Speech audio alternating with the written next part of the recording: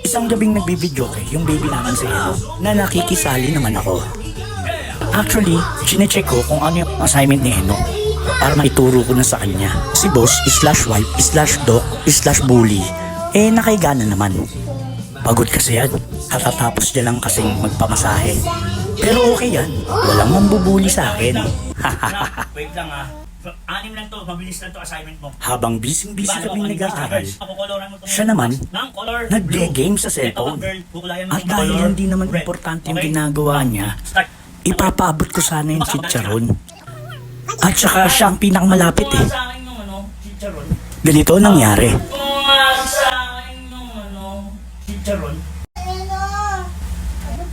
At ayun na nga, inutos kay Eno. Alam niya kasing masunurin si Eno. Okay naman sana, kaso hindi niya abot. Kaya ang ending, Paabot mo! Paabot mo! Lang ng teteng oh. Utos ko! naisa na naman ako. Di ka